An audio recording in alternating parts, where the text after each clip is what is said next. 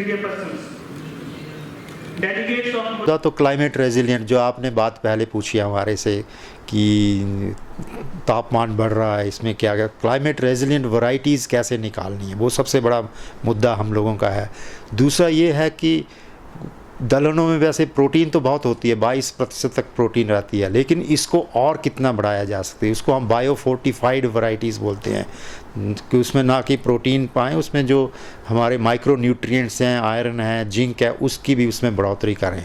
और तीसरा जो है वो है शॉर्ट ड्यूरेशन वैरायटी, जो जैसे अब गर्मी जल्दी आ गई तो अगर हम पल्सेस जितनी भी हमारी दलहन फसलें इनको जल्दी लगा देते हैं और जल्दी तैयार हो जाते हैं, 50 से 60 दिनों में अगर तैयार हो जाती है, जैसे मूंग की हमारी किस्में हैं जो 55 दिनों में तैयार हो जाती है, एक विराट वैरायटी है, कंट्री वाइड की वैरायटी है, वो 55 दिनों में तैयार होती है। उस तरह की वैरायटियों के ऊपर ज़्यादा एम्फेसिस है। गवर्नमेंट ऑफ इंडिया का सबसे बड़ा प्रोग्राम एक मैकेनिकल हार्वेस्टिंग के ऊपर है। अब लेबर की बड़ी शॉर्टेज हो गई है, लेबर मिल नहीं रही है, इसलिए एक हमारा ये भी एक सबसे बड़ा मुद्दा है कि हम इस तरह की वैरायटी तैयार करें जो कंबाइन से हार्वेस्ट हो जाएं और उसको हम उसमें कम उसमें जो मजदूरी की ज़रूरत पड़े।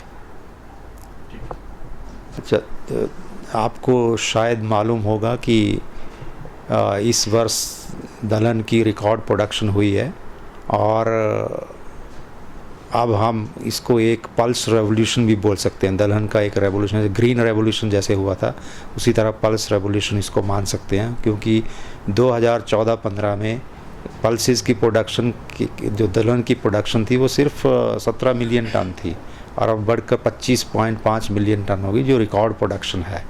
और पहले हम दूसरे देशों से दलहन आयात करते थे, लेकिन अब ऐसी स्थिति नहीं है। बहुत कम मात्रा में जो कमिटमेंट में कंट्री की दूसरे देशों के साथ उसी को हम आयात करते हैं, अदरवाइज़ हम अपनी जितनी भी इंटरनल डिमांड है उसको पूरा कर रहे हैं। देश वैसे अगर देखा जाए तो दालों का घर है। अगर आप पहाड़ों की तरफ देखें तो हमारे पास राजमाश, कुल्थी, उड़द, मसर और दूसरी कई ऐसी फसलें हैं दालों में जो कि बहुत महत्वपूर्ण हैं और उसकी विविधता यहाँ पर बहुत है। यहाँ प्रदेश में ऐसा नहीं है कि यहाँ दालें नहीं हो सकती हैं, पहले भी होती रही हैं। और आज जैसे यहाँ पर हमारे ICR की एनुअल ग्रुप मीटिंग हो रही है, जिसमें deputy director general doctor TR Sharma ji आए हैं। उन्होंने अपने संभाषण में भी बताया कि ICR जो है अपने प्रयत्नशील है कि वो वातावरण के बदलते परिवेश में नई नई वैरायटियाँ जो है लेकर आ रहे हैं। ना वैरायटियों की कमी है, ना विविधता की कमी है, सिर्फ हमारे मनोबल की कमी है। मैं समझता हूँ कि अगर किसान अपना मनोबल थोड़ा बढ़ाएं और कृषि विश्वविद्यालय जैसे कृषि विश्वविद्यालय ने अपनी शक्ति को बढ़ाया है, गांव-गांव में जा कर के इसका प्रसार करने की एक कोशिश जो पहल की है, इससे हमारा विस्तार ज़रूर होगा। सर, हिमाचल प्रदेश में मौसम बदलाव के अनुसार दलहनों या जो फसलें हैं उनकी कोई नई वैरायटी तैयार करने की कोशिश कर रहा है कृषि विश्वविद्यालय? बिल्कुल, हमारे जैसे उड़द में है, मसर में है और राजमाश में है, हमारा हर वक्त जो है वो ब्रीडिंग का कार्यक्रम चलता रहता है और बदलते परिवेश में हम मल्टी लोकेशनल टेस्टिंग उनकी करते हैं।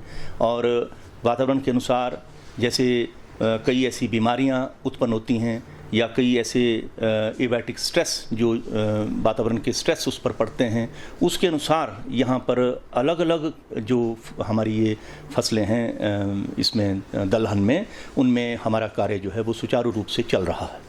कृषि विश्वविद्यालय द्वारा प्राकृतिक खेती को लेकर पहल की गई थी, तो उसके अब क्या परिणाम है?